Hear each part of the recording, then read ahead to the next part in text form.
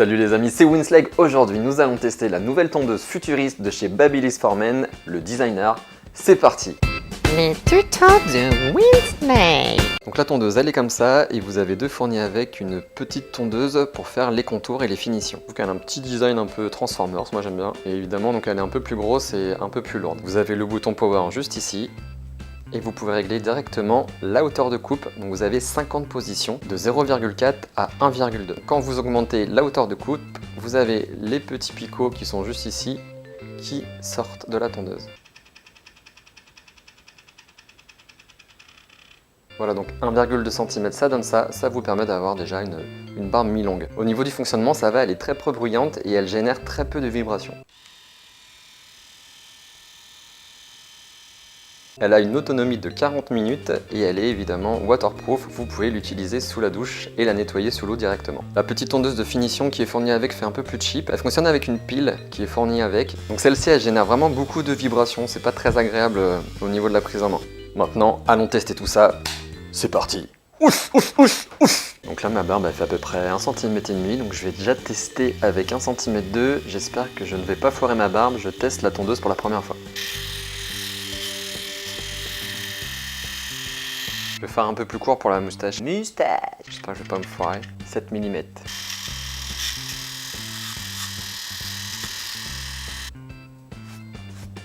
Maintenant, on va tester la petite tondeuse pour les finitions. Aïe! Alors c'est vraiment une bonne tondeuse. Son système de coupe à lame rotative avec son guide, les petites tétines là, je ne sais même pas comment ça s'appelle. Des peignes ajustables, revêtement chromé. Ce système permet vraiment une taille homogène.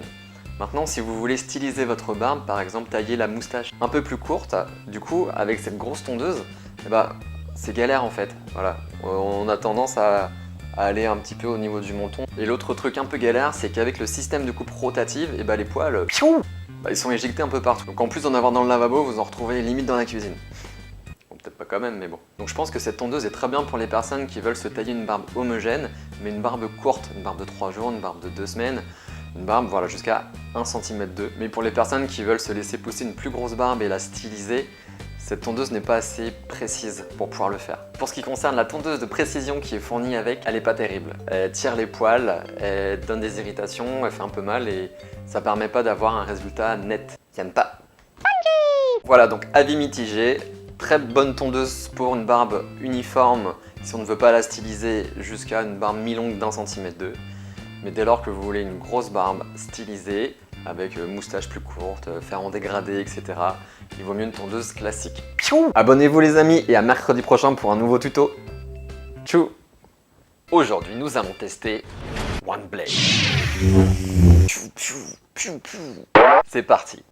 Les tutos de Winslag.